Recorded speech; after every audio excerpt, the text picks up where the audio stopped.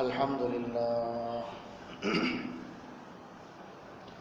الحمد لله نحمده ونستعينه ونستغفره ونؤمن به ونتوكل عليه ونعوذ بالله من شرور أنفسنا ومن سيئات أعمالنا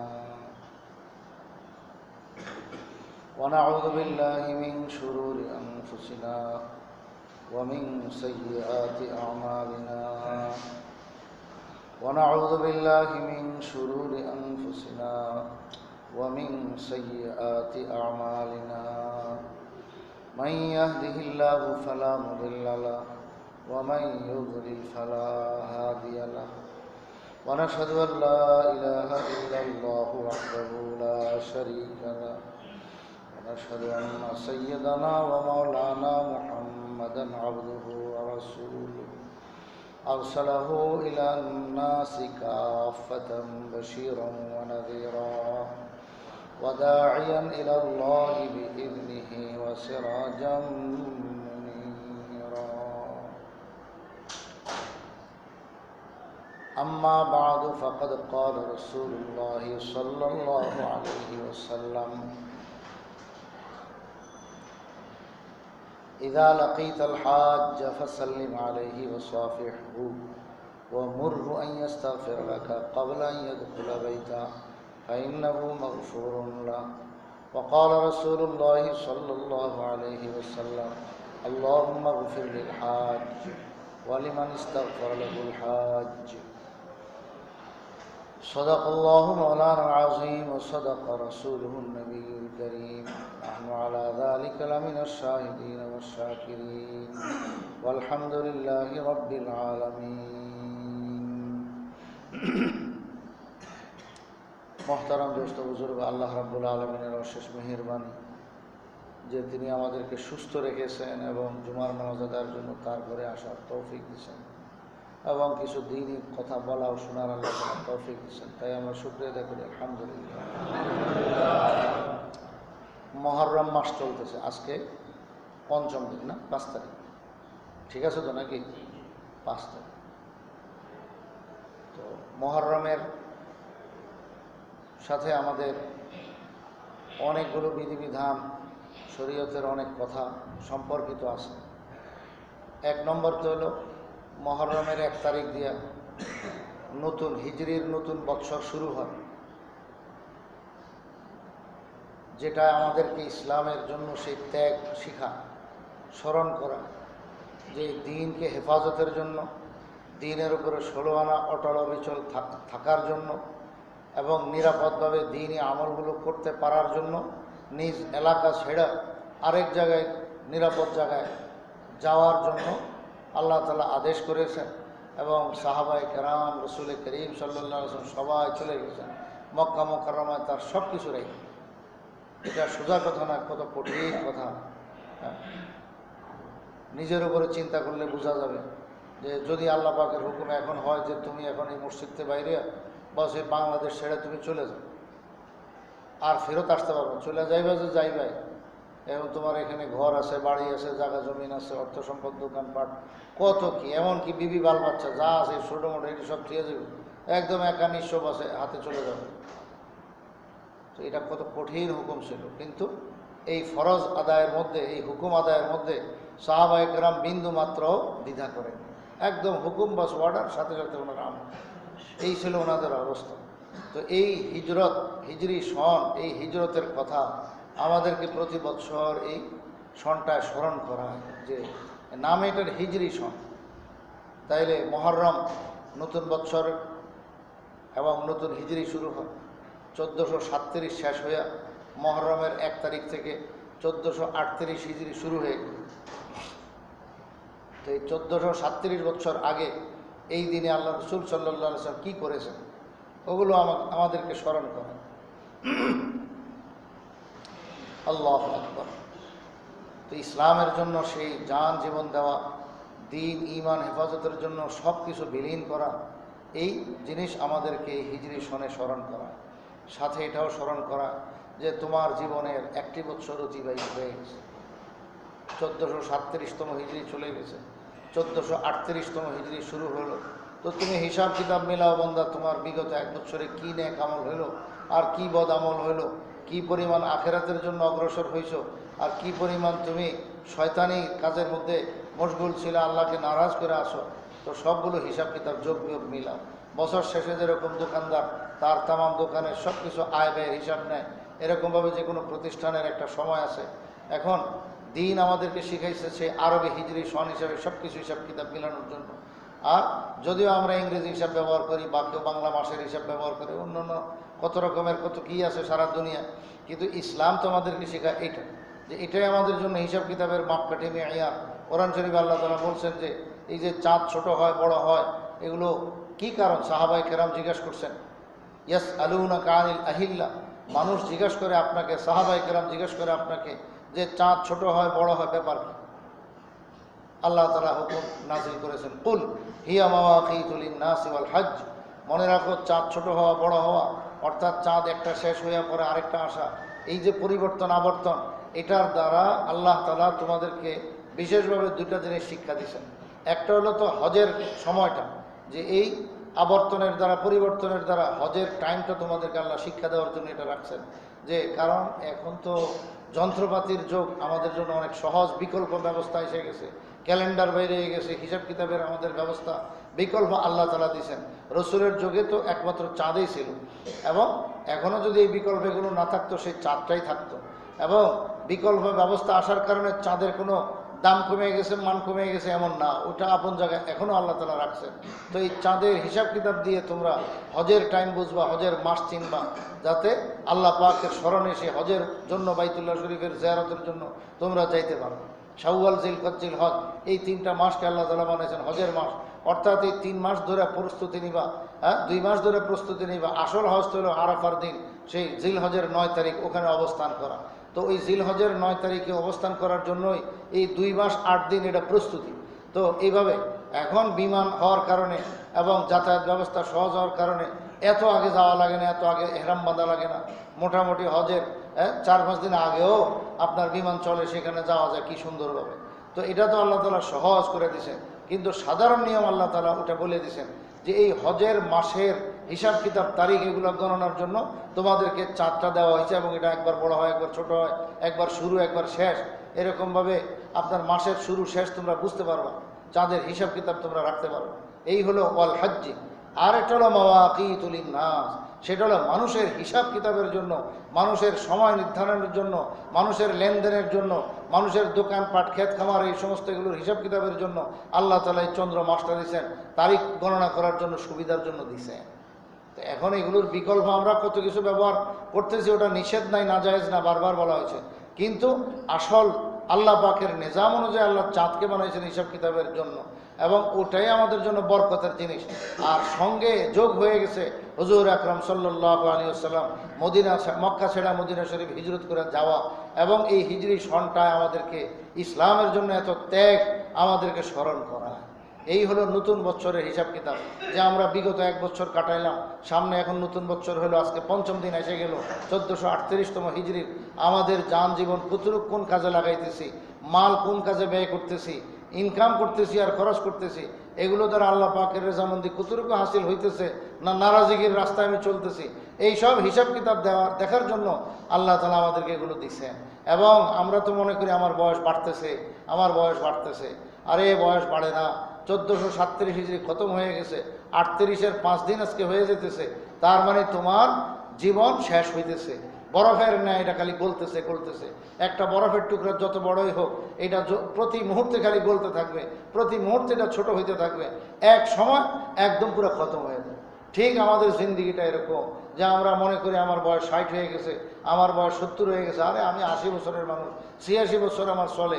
আমরা গর্বের সাথে বলি, আরে ভাই আমার এই গর্বের সঙ্গে স্মরণ রাখতে হবে 86 বছর হয়ে গেছে। মানে কি? মানে হলো আমার বরফটা গলতে গলতে একবার অল্প একটু বাকি আছে, সাবানের সাইজে যে বিশাল বড় একটা বরফের টুকরা ছিল, এখন সাবানের যে আকার আমরা কাপড় ধুই সেই সাবানের আকারে হয়ে গেছে।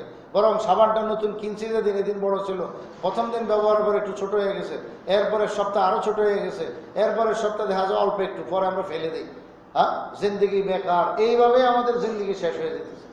তাইলে আমাদের বয়স বাড়তেছে না, আমাদের জিন্দিগি খতম হইতেছে। আল্লাহ আকবার। বরং যে ছোট তার আশা আছে সে হয়তো বা অনেকদিন বাঁচবে, আর আমার যদি বয়স 80 হয়ে থাকে তাহলে বুঝতে হবে আমার তো অবস্থা খারাপ, আমার তো কবরের দিকে পাও আগাইতেছে। এই জন্য এক শায়ের বলছিলেন যে কদম সো এ মরকত নজর সো এ দুনিয়া, কেদার যা রাহা হয় তো কেদার দেখ রাহা হয়।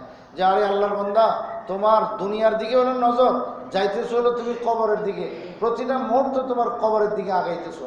তোমার সেই গোরস্থানে যে 3.5 হাত মাটির নিচে শোয়ার জন্য বরাদ্দ আছে, ওই দিকেই কিন্তু তুমি আগাইতেছো। বাহ্যিক দেখতেছো বাজারে যাইতেছো, বাহ্যিক দেখতেছো দুনিয়ার অফিস আদালত করতেছো, কত কামে তুমি মশগুল আছো, আসলে তুমি কবরের দিকে আগাইতেছো। প্রতিটা কদম মারার সাথে সাথে তোমার জিন্দিগিতে যতটা কদম বরাদ্দ ছিল এটা মাইনাস হইতেছে, প্রতিটা কদমেই মাইনাস হইতেছে। তাইলে 1 লক্ষ কদম যদি তোমার কথার কথা 1 লক্ষ কদম যদি তোমার আমল নামা কি বলে তোমার জীবনের জন্য বরাদ্দ থেকে থাকে, তো মনে করো 99,000 কদম চলে গেছে, মাত্র 1,000 কদম বাকি আছে।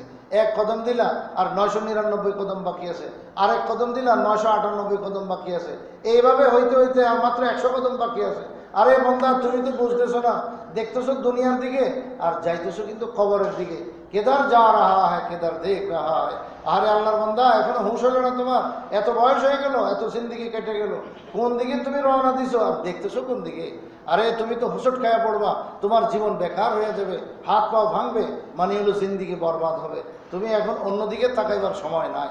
তো এই বছর শেষ হওয়া আর শুরু হওয়া, এটাই আমাদেরকে এই কথাগুলো স্মরণ করায় যে তোমার জিন্দিগি শেষ হয়ে আসতেছে, আর কতকাল তুমি বাঁচবা। এই বছর চলে গেল, আবার নতুন বছর আসলো। যেই বছর এখন শুরু হলো 1438, এটার শেষ পর্যন্ত তুমি যাইতে পারো কিনা তোমার কোনো গ্যারান্টি নাই। সামনে রমজান মাস আসবে, সেই রমজান তুমি পাও কিনা 1438-এর, সেটাও তুমি বলতে পারো না। এত বড় বরকতের সময়টাও তুমি হয়তো হারায় ফেলবা।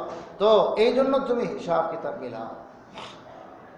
ইয়াসআলুনাকা আনিল আহিল্লা, মানুষ জিজ্ঞেস করে যে চাঁদ এরকম ছোট বড় কেন এত রকম হয়?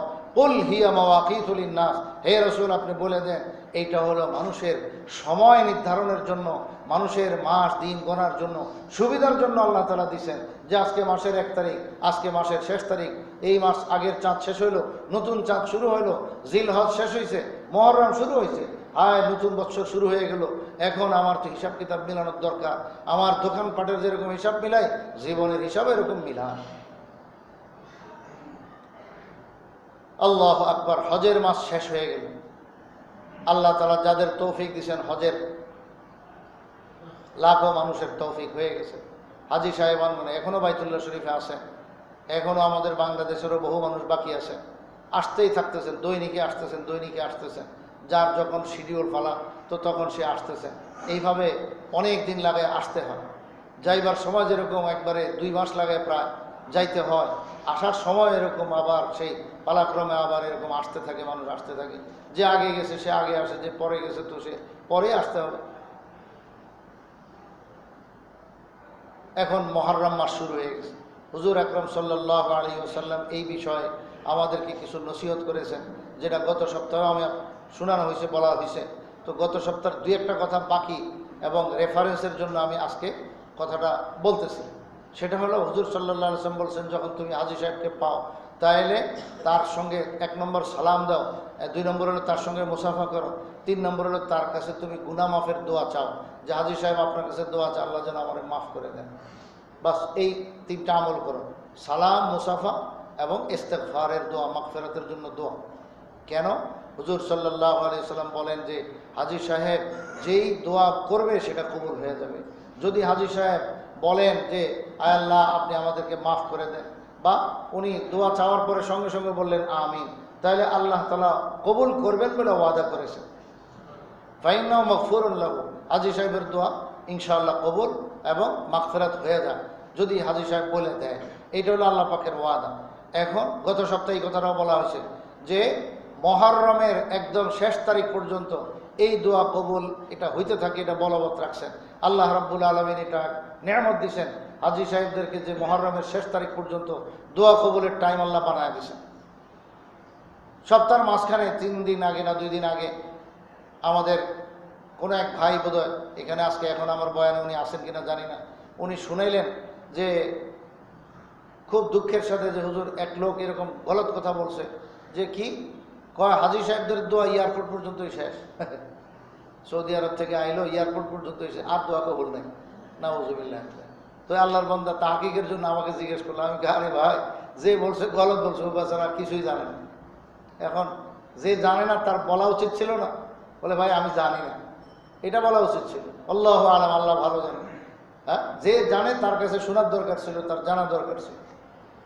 তো পরে ওই হাজী সাহেবকে আমি হাদিস শুনাই দিলাম যে মুহররমের শেষ তারিখ পর্যন্ত হুজুর সাল্লাল্লাহু আলাইহি ওয়াসাল্লাম বলেছেন যে হাজী সাহেব দোকানের দোয়াগুলি কবুল করেন আল্লাহ তাআলা। এমনি তো দোয়া আল্লাহ সবসময় কবুল করবেন, সেটা আল্লাহ পাকের ওয়াদা আছে। দোয়া করলে আল্লাহ কোনো সময় ফেরত দেয় না, বন্দার ইমানদারের দোয়া কবুল হয়। হ্যাঁ, আর হাজী সাহেবের জন্য এটা একটা বিশেষ নেয়ামত, বিশেষ এক ফজিলত আল্লাহ তাআলা দিয়েছেন। সেটা আল্লাহ পাকের ইচ্ছা যে মুহররমের শেষ তারিখ পর্যন্ত আল্লাহ তাআলা তার দোয়া কবুল করতে থাকবেন, এবং তার নিজের মাগফিরাতের জন্য দোয়া করলে সেটাও কবুল, যার জন্য মাগফিরাতের দোয়া করবে সেটা আল্লাহ কবুল করবেন। এটা আল্লাহ পাক বিশেষ এক নেয়ামত দিয়ে রাখছেন। দেখেন, আল্লাহ দিলে আপনি না করবেন কেন? তো এই সম্পর্কে হাদিস আমি শুনেছিলাম। আমার হাতে এখানে কিতাবুল আথার, ইমামে আজম আবু হানিফা রহমতুল্লাহ আলাইহির কিতাব, ইমাম মোহাম্মদ রহমতুল্লাহ আলাইহি হলো ওনার থেকে এই কপিটা সংগ্রহ করেছেন, কপিটা উনি তৈরি করেছেন। এই কিতাবের মধ্যে 326 নম্বর হাদিস, 326 নম্বর হাদিস আমি শুনাই দিই। এখানে বলা হয়েছে, ইন্নাল হাজ্জা মাগফুরুন লাহু ওয়ালিমান ইস্তাগফারা লাহু ইলান সিলাহিল মুহররম।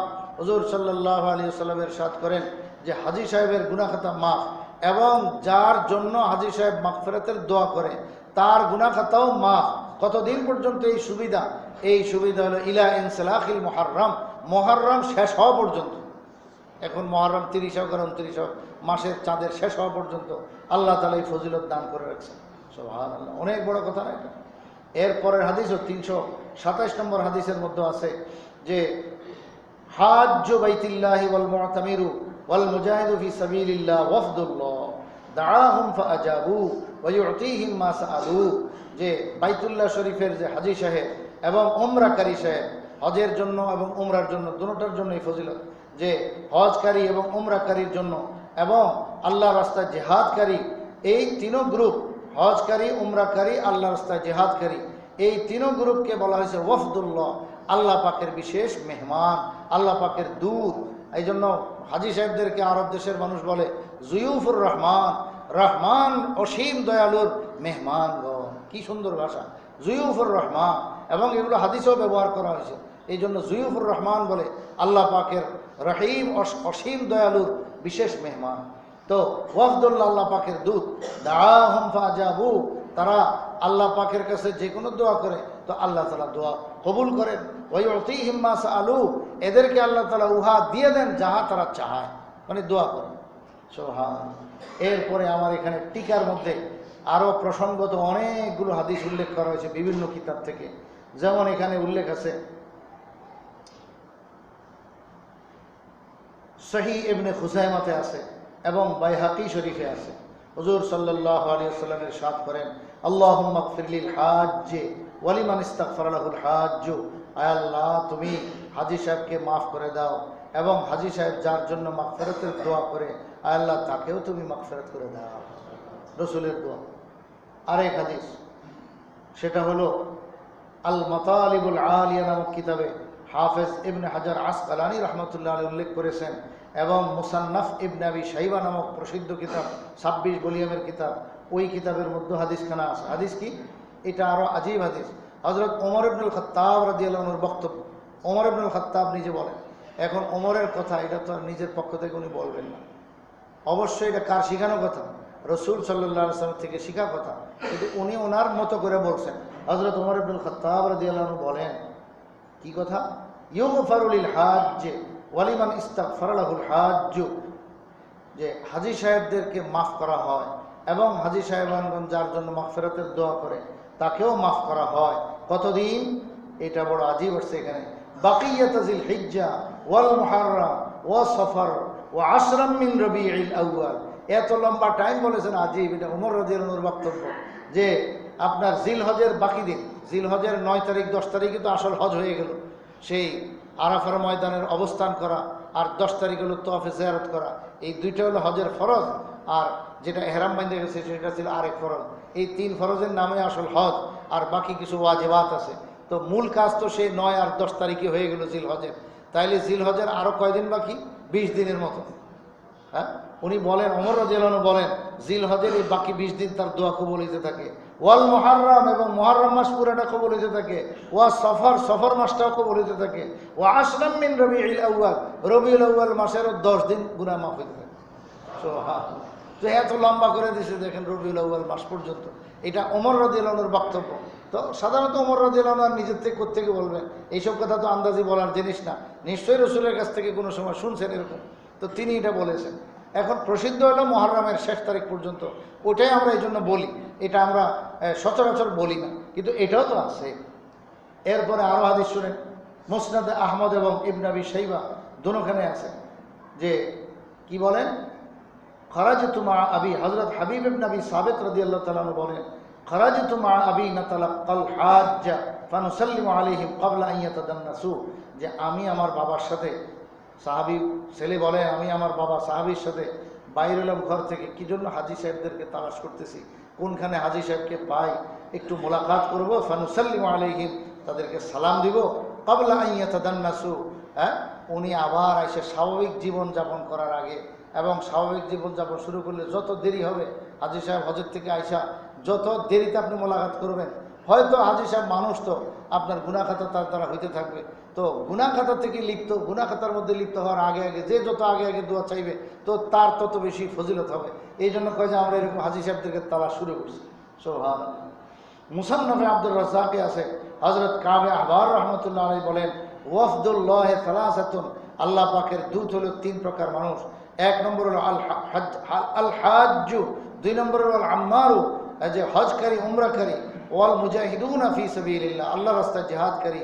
দাআহুমুল্লাহু ফাআজাবুহু ওয়া সাআলুল্লাহ ফাআতাহুম, তা আল্লাহ তাআলার কাছে তারা দোয়া করেছে, আল্লাহ তাআলা তাদের দোয়া কবুল করেছে। আল্লাহ তাআলা তাদেরকে ডাক দিয়েছেন, তারা ডাকে সাড়া দিয়েছেন। দুটোটাই আল্লাহ তাআলা আহ্বান করেছেন, আসো আমার বাইতুল্লাহ শরীফে হজ উমরার জন্য, তো আল্লাহ তাআলা আহ্বান করেছেন, তো তারা ডাকের সাড়া দিছে, এবং তারা আল্লাহ পাকের কাছে দরখাস্ত করেছে, আল্লাহ তাআলা তাদেরকে দিয়ে দিয়েছেন। সুবহানাল্লাহ। হযরত কাবে আহবার রাদিয়াল্লাহু তাআলা আনহু থেকে আরও বর্ণিত আছেন যে আল উফুদু সালাসাতুন, আল্লাহর বিশেষ ওয়াফদ এবং দূত হলো 3 প্রকার। আল গাজী ফি সাবিলিল্লাহ, আল্লাহর রাস্তায় জিহাদকারী, ওয়াফিদুন আলাল্লাহ, সেও আল্লাহ পাকের বিশেষ মেহমান। আল হাজ্জু ইলা বাইতিল্লাহ ওয়াফিদুন আলাল্লাহ, বাইতুল্লাহ শরীফের হজকারী, সেও আল্লাহ পাকের বিশেষ দূত। ওয়াল মুআতামির ওয়াফিদুন আলাল্লাহ, এবং উমরাকারী, সেও আল্লাহ পাকের বিশেষ দূত। মা আহাল্লা মুহিল্লুন ওয়ালা কাব্বারা মুকাব্বিরুন ইল্লা কিলা আবশির, যতক্ষণ পর্যন্ত সে তালবিয়া পড়তেছিল, আল্লাহ পাকের লাব্বাইক লাব্বাইক পড়তেছিল এবং তাকবীর পড়তেছিল, আল্লাহু আকবার পড়তেছিল, ততবারই বলা হইতেছিল, আবশির, হাজী সাহেব, আল্লাহ পাকের পক্ষ থেকে খুশখবরই নাও, সুসংবাদ দাও।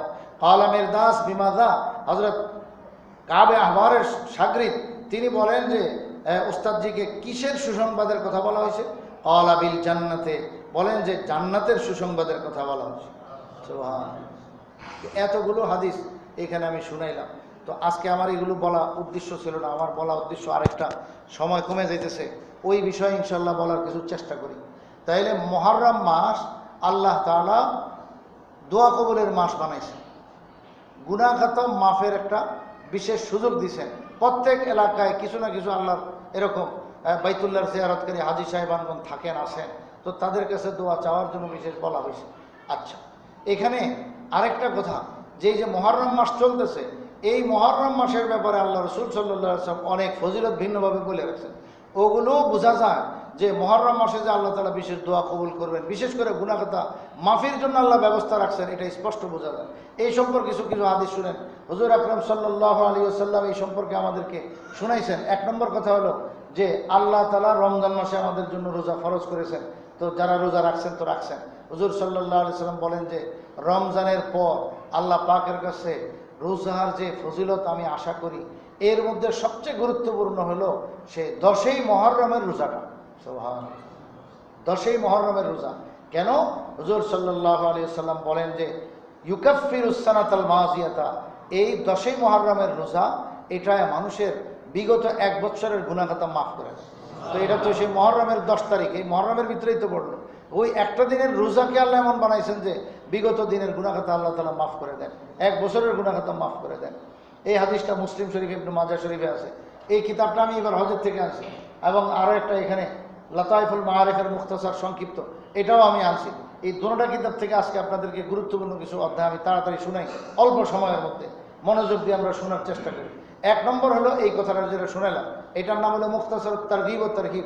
হাফেজ ইবনে হাজার আসকালানী রহমতুল্লাহ আলাইহি অসংখ্য হাদিস থেকে সংক্ষিপ্ত কিছু হাদিস, যেগুলো মানুষের জীবনের জন্য সর্বক্ষণই জরুরত এবং সবসময় এগুলো খেয়াল রাখা চাই, এবং মৌসুম হিসেবে বিভিন্ন সময়ের কথা এই অধ্যায় অধ্যায় করে লিখেছেন।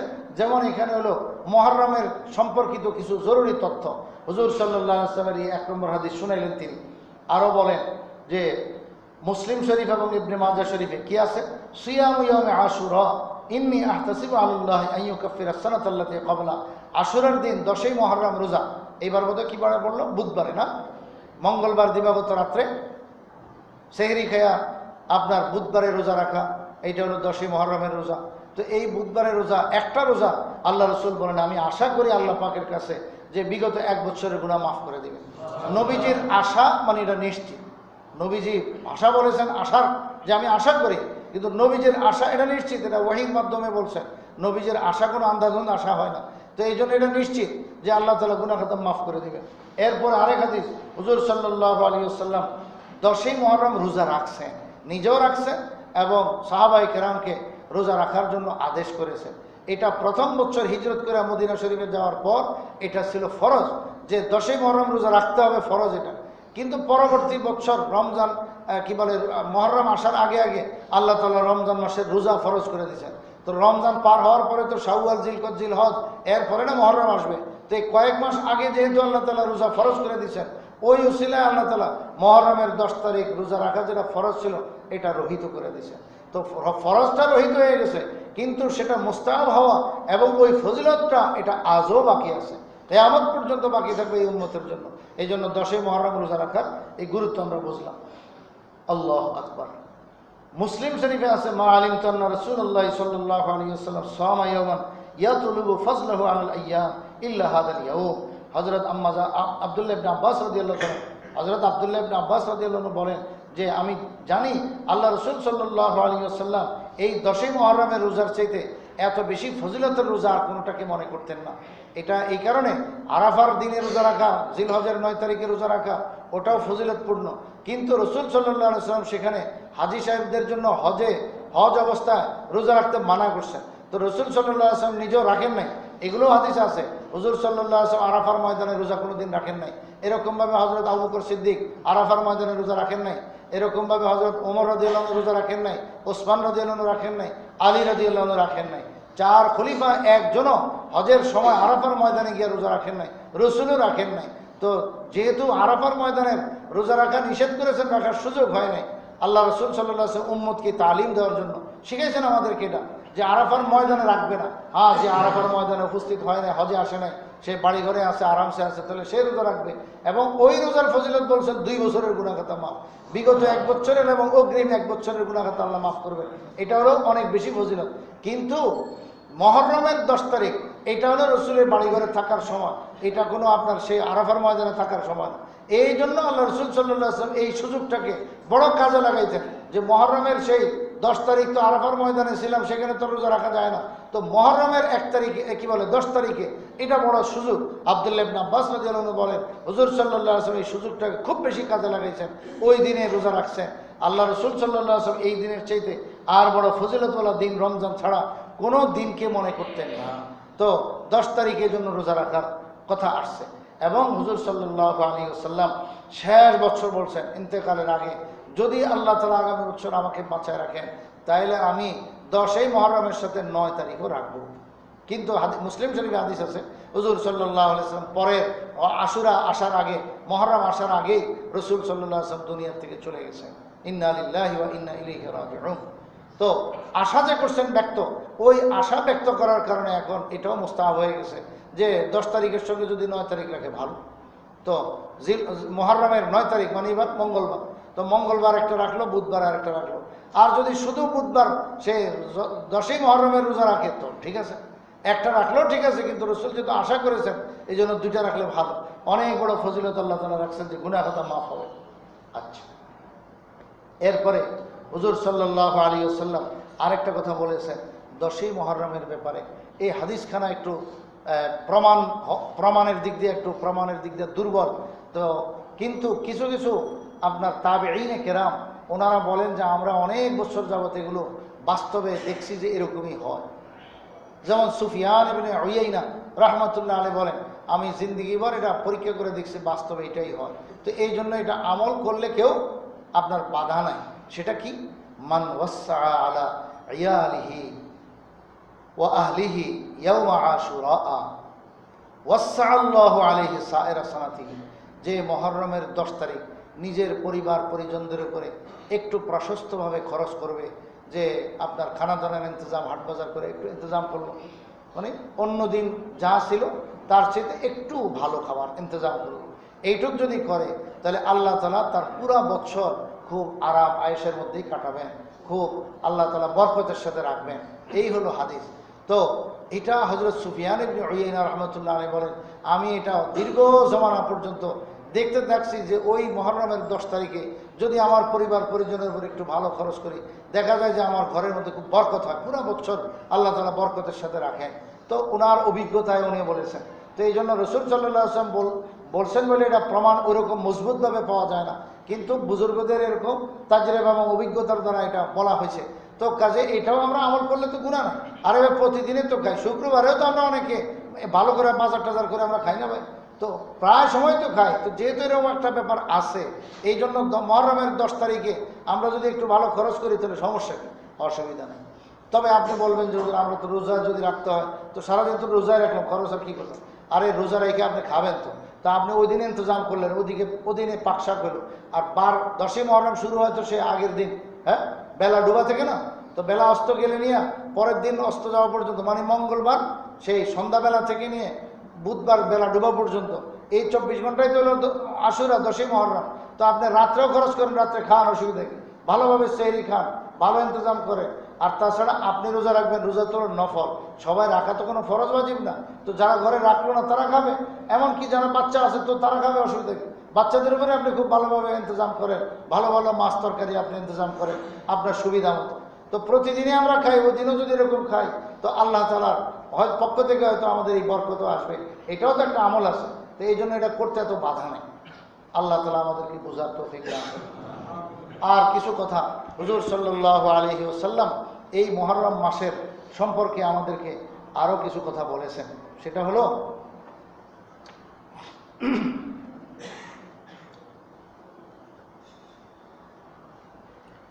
এক নম্বর হলো হাদিসটা আমি শুনি, মুসলিম শরীফে আছে।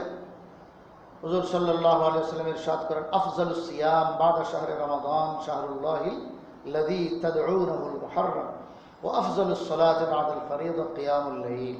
দুইটা কথা রাসূল সাল্লাল্লাহু আলাইহি ওয়াসাল্লাম ইরশাদ করেন। এক নম্বর হলো রমজান মাসে রোজা রাখা, এটা হলো সবচেয়ে গুরুত্বপূর্ণ ইসলামের একটা রুকন এবং বান্দার জন্য একটা ফরজ। সেই রমজানের রোজা রাখা ফরজ।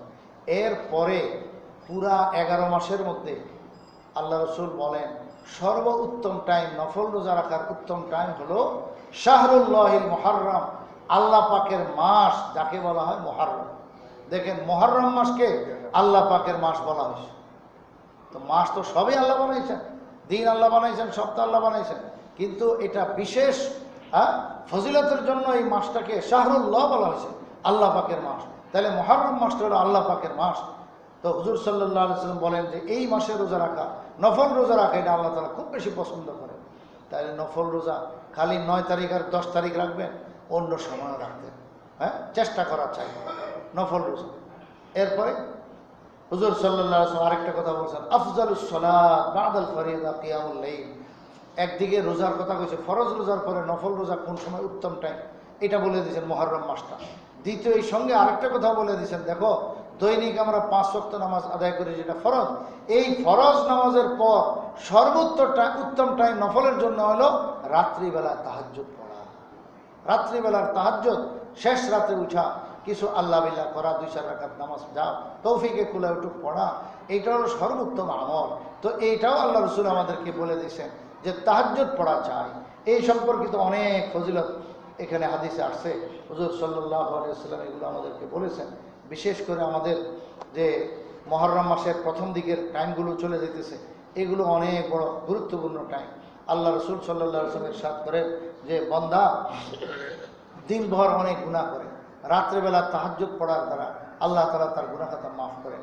আম্মা জান আয়েশা রাদিয়াল্লাহু তাআলা আনহার কাছে একজন এরকম বলছিল, কোনো একজন কথা বলছিল যে আমরা ফরজ আদায় করতে পারলেই বস মনে করি যে দায় মুক্ত হইলাম, ফরজ আদায় করতে পারলে বহুত কিছু। আম্মা জান আয়েশা রাদিয়াল্লাহু আনহা বলেন যে কথা ঠিক আছে, ফরজ আদায় করতে পারলেই হইল, কিন্তু মনে রেখো তোমরা এমন মানুষ যে দিনের বেলায় এবং রাত্রের বেলায় তোমাদের দ্বারা অনেক গুনাহ খাতা হয়, অনেক গুনাহ খাতা।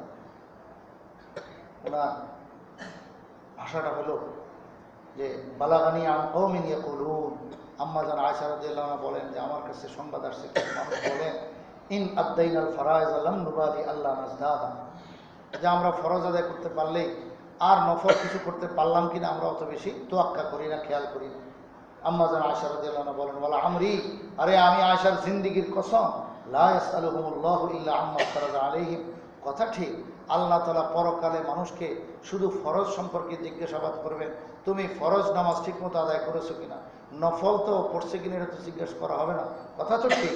ওয়ালাকিন্নাহুম কওমুন ইউখতিউনা বিল-লাইলি ওয়ান-নাহার, কিন্তু মনে রাখতে হবে এই উম্মত দিনের বেলায় রাতের বেলায় অনেক অন্যায় ত্রুটি করে, অনেক গুনাহ করে। ওয়ামা আনতুম ইল্লা মিন নবিয়্যিকুম ওয়ামা নবিয়্যুকুম ইল্লা মিনকুম, দেখো তোমরা নবীর মতো, নবীও তোমাদেরই মতো, নবী তোমাদের মধ্য থেকে, তোমরাও নবীর মধ্য থেকে, মানে বনি আদম সহ। ওয়াল্লাহি মা তারাকা রাসূলুল্লাহ সাল্লাল্লাহু আলাইহি ওয়াসাল্লাম কিয়ামাল লাইল, মনে রাখো আল্লাহর নবী কোনোদিন রাতে তাহাজ্জুদ পড়া ছাড়েন নাই, কোনোদিন ছাড়েন নাই।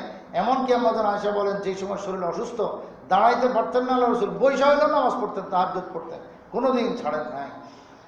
হাফেজ ইবনে রজব হাম্বলি রাহমাতুল্লাহ আলাইহি বলেন এই আম্মা জান আয়েশা রাদিয়াল্লাহু আনহার কথা থেকে আমাদেরকে দুইটা কথা বুঝে আসলো, ফিহি ফায়দাতান আযীমাতান। এক নম্বর আল ইকতিদাউ বিসুন্নতি রাসূলিল্লাহ সাল্লাল্লাহু আলাইহি ওয়াসাল্লাম ওয়া তা'আসসি বিহি, ওয়াকাদ ক্বালা আল্লাহু তাআলা লাকাদ কানা লাকুম ফি রাসূলিল্লাহি উসওয়াতুন হাসানাহ, যে এক নম্বর কথা হলো বোঝা গেল আম্মা জান আয়েশার কথা থেকে যে আরে আর কিছু না হোক, যে রসুল সাল্লাল্লাহু আলাইহি ওয়াসাল্লামের অনুসরণ অনুকরণ করো। রসুল তো কোনোদিন এই ফরজ ওয়াজিবের পর তাহাজ্জুদ তো ছাড়েন না, মিস করে না, তো তোমরা তাহাজ্জুদ করো, গুনাহ খাতা মাফির জন্য তোমাদের এটা বহুত বড় সহায়ক। দুই নম্বর হলো তাকফিরুজ যুনুবি ওয়াল খাতায়া, তো একতলে রসুলকে উসওয়া বানাও, আদর্শ বানাও, মডেল বানাও, ওনার অনুকরণ করো, ওনার অনুকরণের জন্য রাত্রে তাহাজ্জুদ পড়ো। দুই নম্বর হলো গুনাহ খাতা মাফ হওয়া, আর বনি আদম দিনে রাত্রে খালি গুনাহ করতেই থাকে, ফায়াহতাজুনা ইলা ইস্তিগফার মিন মুকাফফিরাতিল খাতায়া, তাইলে গুনাহ খাতা মাফ কারি কোনো কিছু আমল আর সবাব, কারণ এটা তো নিজের আমল নামায় থাকতে হবে। ওয়া কিয়ামুল লাইলি মিন আযমিল মুকাফফিরাত, রাত্রে তাহাজ্জুদ গুজারি এটা হলো গুনাহ খাতা মাফ হওয়ার এবং কাফফারা হওয়ার অনেক বড় উসিলা। এই জন্য আমরা ভুল না করা চাই। আল্লাহু আকবার।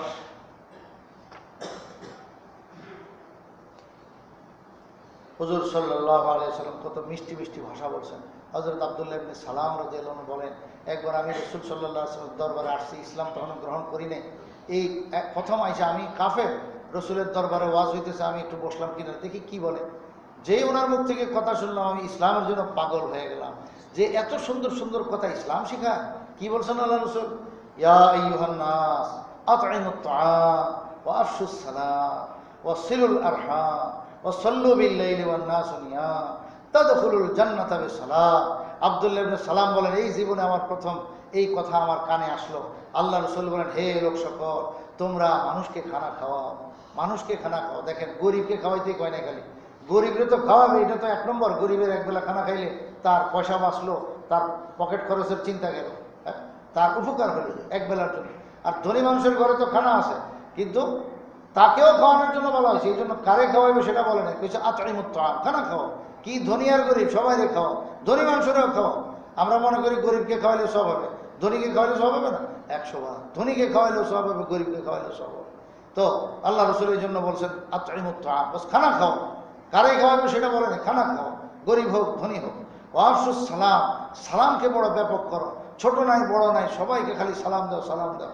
ওয়া সিলুল আরহাম, আত্মীয় স্বজনের খবর লও, তাদের সঙ্গে নম্র ভদ্র ব্যবহার করো। আর কি? ওয়া সাল্লু বিল লাইলি ওয়ান নাস নিয়াম, মানুষ যখন একদম ঘুমন্ত থাকে, পুরা পাড়া একদম ঠান্ডা, সমস্ত মানুষ একদম ঘরের মধ্যে ঘুমানো, আর তুমি এই সময় উঠা আল্লাহ বিল্লাহ করো, নামাজ পড়ো। আরে ভাই তাহাজ্জুদকে এত সস্তা বানিয়েছে, অজু করে 2 রাকাত নামাজ কমপক্ষে যদি পড়া হয় তাহাজ্জুদ হইল। কিন্তু আল্লাহ রাব্বুল আলামিন এত মেহেরবান যে ঘুম থেকে জাগলে পরে উজু করার আগেও যে আল্লাহ বিল্লাহ করতেছে, দোয়া কালাম পড়তেছে, আস্তাগফিরুল্লাহ পড়তেছে, লা ইলাহা ইল্লাল্লাহ পড়তেছে, এটাও তাহাজ্জুদের মধ্যে অন্তর্ভুক্ত। সুবহানাল্লাহ। এটার দ্বারা আল্লাহ তাআলা তার মাকাম বহুত বলদ করতেছেন। তো এটার জন্য তো উঠাও লাগে না। আর যদি আপনার শরীর খারাপ লাগে, একটু অলসতা লাগে, আপনি নাই উঠলেন, কিন্তু যখন ঘুম ভাঙলো আপনি মোবাইল হাতে লয়ে দেখতেছেন 3:30 বাজে, 3:45 বাজে তাহাজ্জুদের টাইম, তো আপনি খুব সুন্দর করে ওই সময় শুয়ে শুয়ে আল্লাহ বিল্লাহ শুরু করে দেন, এটাও তাহাজ্জুদের অন্তর্ভুক্ত হয়ে যাবে। তবে যত গুড় তত মিষ্টি ভাই। উঠা যদি 2 রাকাত উজু করে এরকম 2 রাকাত নামাজ পড়া হয়, 4 রাকাত পড়া হয়, এরকমভাবে সর্বোচ্চ 8 রাকাত তাহাজ্জুদ হুজুর সাল্লাল্লাহু আলাইহি ওয়াসাল্লাম রমজানে হোক অন্য মাসে হোক সব সময় তাহাজ্জুদের নামাজ 8 রাকাত পড়তেন। এটার মিটার হলো 8 রাকাত। আর কখনো কখনো রসুলের শরীর যখন বেশি খারাপ ছিল 4 রাকাত পড়ছেন বলেও হাদিসে পাওয়া যায়। তো এই জন্য ফুকাহায়ে কেরাম বলেন যে কেউ যদি শুধু 2 রাকাতও তাহাজ্জুদের নিয়তে পড়ে তবুও তাহাজ্জুদ পড়ছে বলে গণ্য হয়ে যায়। তো এত সস্তা আমাদের জন্য আমল রাখা হয়েছে, তাইলে করলেই লাভ। তো সল্লু বিল্লাইলি ওয়ান নাসু নিয়াম, সমস্ত মানুষ যখন ঘুমন্ত রাত্রেবেলা উঠে তুমি এরকম নামাজ পড়ো, তাদখুলুল জান্নাতা বিসালাম, তাইলে একবারে সালামতের সাথে শান্তির সাথে তোমরা জান্নাতে চলে যাবে। আব্দুল্লাহ ইবনে সালাম কয় জীবনে প্রথম এই ভাষাগুলো শুনা আমার দিলটাকে উনি কেড়ে নিছেন। সাথে সাথে আমি ওযু গোসল করে বলছি যে আমারে কালিমা পড়ায় দেন। আর দেরি নেই, বহুত বুঝছি যে ইসলাম ছাড়া আসলে শান্তির কোনো ধর্ম বলতে আর কোনোটা হইতে পারে না। আল্লাহু আকবার।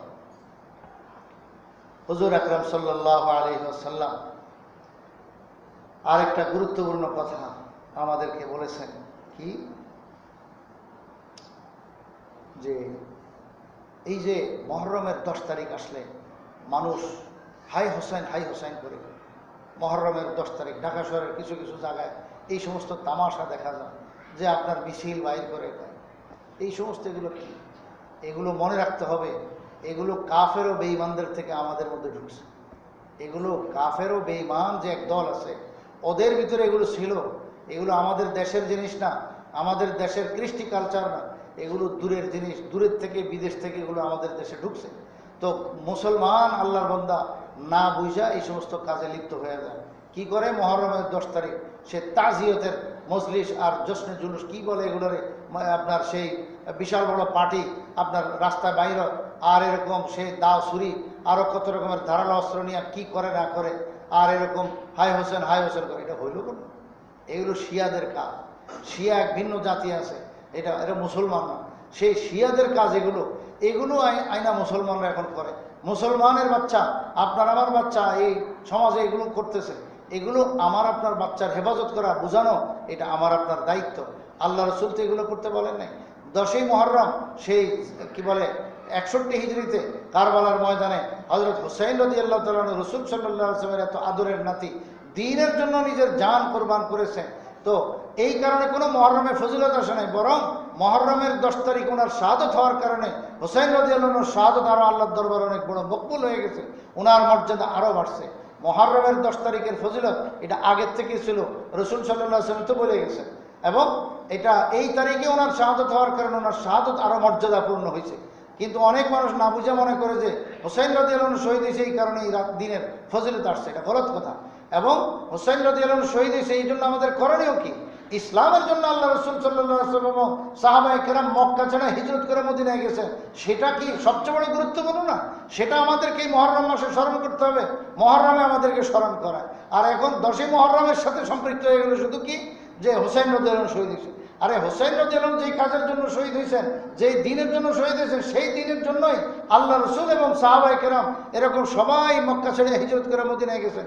কি শিখাইছেন সেখানে শিখাইছেন এই নামাজ পড়া, এই রোজা রাখা, এই হজ করা, এই যাকাত দেওয়া, ইসলামের এই বুনিয়াদি, ইসলামের একবারে সেই ফাউন্ডেশন যেগুলো, ইসলামের খুঁটি আর স্তম্ভ, সেগুলো ধরে রাখার জন্য, মজবুত করে শেখার জন্য, এবং আমাদের মাথা হতে পা পর্যন্ত পুরা ইসলাম মোতাবেক আমাদেরকে চলার জন্য সেই ত্যাগ তিতিক্ষা এগুলো সব ওনারা করে গেছেন। হুসাইন রাদিয়াল্লাহু আনহু সেখানে শাহাদত বরণ করেছেন। ইসলাম তো সেটাই আমাদেরকে শেখায়, সেই কোরবানি শেখায়। আর এখন আমরা সেই কোরবানি স্মরণ করে হাই হোসেন করে আমরা কি করি? হ্যাঁ, নিজের বুকের উপরে ছুরি চালাই, এটা আত্মহত্যা ছাড়া এটা কি নয়, একদম মহা পাপ এগুলো। এই সমস্ত পাপের মধ্যে মানুষ লিপ্ত হয়। আর হাফেজ ইবনে রজব হাম্বলি রহমতুল্লাহ আলাইহি বলেন যে 10ই মুহররমে যে মানুষ এগুলো করে, মাতম বলে তাকে, মাতাম আম্মা ইত্তেখাযু মাতামান কামা তাফআলুহুর রাফিজা। ইসলাম থেকে একদম পুরা বাইরে এক গ্রুপ ছিল রাফেজি, শিয়াদের মধ্যে এক গ্রুপের নাম কট্টরপন্থী, যারা আবু বকর ও ওমর রাদিয়াল্লাহু আনহুমাকে নাউজুবিল্লাহ বলে যে একদম কাফের, নাউজুবিল্লাহ। ইসলামের প্রথম দুই ব্যক্তি, একদম সবচেয়ে বড় দুই ব্যক্তিত্ব সাহাবায়ে কেরামের মধ্যে হযরত আবু বকর 1 নম্বর, 2 নম্বরে ওমর রাদিয়াল্লাহু আনহু, এই দুইজনকে তারা কাফের বলে। এই শিয়াদের মধ্যে এক গ্রুপ যাদেরকে বলে রাফেজি, ওরা বলে এই সমস্ত কথা। এই রাফেজিরাই কিন্তু হযরত হুসাইন রাদিয়াল্লাহু তাআলা আনহুর যখন শাহাদাত হইল, তো তারা এই জিনিস, এই তাজিয়ত আর এই মাতম, এটা তারা আবিষ্কার করেছে। ওখান থেকে এটা আসছে। হযরত হাফেজ ইবনে রজব হাম্বলি রাহমাতুল্লাহ আলাইহি বলেন, ফাহুয়া মিন আমালে মান দল্লা সাইয়ুহু ফিল হায়াতিদ দুনিয়া ওয়া হুয়া ইয়াহসাবু আন্নাহু ইহসিনু সুনআ। এটা হলো ওই সমস্ত লোকদের কাজ, এই তাজিয়ত করা আর এই মাতম করা, যে বাহ্যিক মনে করে যে আমি খুব ভালো কাজ করতেছি, আসলে তার আখিরাত সম্পূর্ণ বরবাদ হয়ে গেছে এবং সে পথ ভ্রষ্ট হয়ে গেছে। এইরকম পথ ভ্রষ্ট লোকেরই কাজ এগুলো। লাম ইয়ামুরিল্লাহু ওয়ালা রাসূলুহু বিত্তিখাযি আইয়ামি মাসাইবিল আমবিয়া ওয়া মাউতিহিম মাতামান ফাকাইফা বিমান দুনাহু। মনে রাখো, আল্লাহর কত নবী দুনিয়াতে ইসলামের জন্য, দ্বীনের জন্য শহীদ হয়ে গেছেন। আমাদের নবীজির আগে বহু নবীগণ একদিনে একাধিক নবী শহীদ হয়ে গেছেন এরকম আল্লাহর দ্বীন কায়েম করার জন্য, প্রতিষ্ঠা করার জন্য। আল্লাহ তাআলা কোনো নবীর শাহাদতকে বা কোনো নবীর স্বাভাবিক ইন্তেকালকে, আমাদের নবীজির ওফাতের তারিখকে কোনোদিন মাতমের কারণ বানান নাই। মুসিবতের, নবীগণের উপরে মুসিবতের দিন, সেই আপনার উহুদের যুদ্ধে এত মুসিবত আসছে রসুলের উপরে, তায়েফের ময়দানে এত মুসিবত আসছে, এই সমস্ত স্মরণীয় দিনকে আল্লাহ তাআলা কোনোদিন মাতম বানানোর জন্য, শোক পালন করার জন্য দিন হিসাবে আল্লাহ তাআলা নির্ধারণ করেন নাই। ফাকাইফা বিমান দুনাহু। তাইলে পরবর্তী কোনো লোকের ব্যাপারটা তো আরো দূরের কথা। তাইলে কিভাবে এটা জায়েজ হয়? এই সমস্ত অসুবিধাগুলো মানুষ করতেছে। এই জন্য এই ব্যাপারে হুঁশিয়ার থাকা চাই। আর একটা কথা, যে হুজুর সাল্লাল্লাহু আলাইহি ওয়াসাল্লাম একখানা হাদিস ইরশাদ করেছেন যে 10ই মুহররম সম্পর্কে তিরমিজি শরীফে আছে কি, ইন কুনতা সায়মান শাহরান। রাসূল সাল্লাল্লাহু আলাইহি ওয়াসাল্লাম এক ব্যক্তিকে বললেন, ইন কুনতা সায়মান শাহরান বাদা রমাদান ফাসুমিল মুহররম। হে আল্লাহর বান্দা, নফল রোজা রাখছো, শোনো, নফল রোজা যদি রাখতে চাও তাহলে তুমি মুহররম মাসে বেশি বেশি রাখো। ফাইন্না ফীহি ইয়াওমান তাবাল্লাহু ফীহি আলা কওমিন। কেননা এই মুহররম মাসের ভিতরে একটা দিন আছে এমন, যেই দিনটাতে আল্লাহ তাআলা এক বিশাল বড় জাতির উপরে আল্লাহ তাআলা ক্ষমা নাজিল করেছেন, মাগফিরাত নাজিল করেছেন। আর তো ওই দিনটা কোনটা? 10ই মুহররম। ওয়া ইয়াতুবু ফীহি আলা আখিরিন। এবং ওই দিনে আল্লাহ তাআলা আরো অনেক জাতির উপরে গুনাহ খাতা মাফ করবেন এবং অনেক জাতির উপরে মাগফিরাত নাজিল করবেন। তো রাখলে ওই সময় রোজা রাখবে। এই হলো হাদিস। না, এই হাদিস থেকে পরিষ্কার বোঝা গেল যে মুহররমের 10 তারিখ এটা কত বড় গুরুত্বপূর্ণ। আল্লাহ তাআলা এই দিনে গুনাহ খাতা মাফ করেন বান্দাদের। আরও অনেক হাদিস আছে ভাই, কত আর শোনাবো। মোটামুটি কথা এটুকুই যে আল্লাহ তাআলা এই দিনে বান্দার অনেক বেশি গুনাহ খাতা মাফ করেন। তাইলে মুহররম মাসটাই আল্লাহ তাআলা বানাইছেন গুনাহ মাফের মাস, বিশেষ করে 10ই মুহররম গুনাহ খাতার মাস। আল্লাহ তাআলা ওই দিনে হযরত মূসা আলাইহিস সালাতু ওয়াস সালাম এবং বনী ইসরাইলকে পুরা দরিয়া পার করায় দিয়েছেন। আর সেই ফেরাউন এবং তার লয় লস্কর যা আছে সবগুলোকে সাগরের মধ্যে একদম ডুবাই দিয়েছেন। এবং সেই ফেরাউনের লাশকে মানুষের মনের তৃপ্তির জন্য, বনী ইসরায়েলের মনের স্বাদের জন্য একদম দেখায় দিয়েছে, এই যে দেখ মইরা বসে দিছে, দেখ তোরা। তো আল্লাহ পাকের এত বড় ইহসান দেখা ওই বনী ইসরায়েল সবসময় 10ই মুহররমের ঘটনা ছিল এটা, এই নদীতে ডুবা এবং বনী ইসরায়েল নাজাত পাওয়া যাওয়া। আল্লাহ তাআলা কি করছেন? এই কাজ করা, নেয়ামত ইহসান করার কারণে বনী ইসরায়েল আহলে কিতাব সব সময় 10ই মুহররম আল্লাহ পাকের শুকরিয়ার জন্য, আল্লাহ পাক যে এত বড় নেয়ামত তাদেরকে দান করেছেন, এটা শুকরিয়া হিসেবে তারা রোজা রাখত। ওই কারণেই হুজুর সাল্লাল্লাহু আলাইহি ওয়াসাল্লাম হিজরতের পর 10ই মুহররম রোজা রাখতে বলেছেন। এবং ওই মুস্তাহাব হওয়া ইস্তেহবাবটা এখনো বাকি আছে। 10ই মুহররম রোজা রাখার জন্য মুস্তাহাব। আমরা এই সমস্ত আমলগুলো করার চেষ্টা করি। আল্লাহ আমাদেরকে বুঝার আমল করার তৌফিক দান করেন। আমিন সুম্মা আমিন।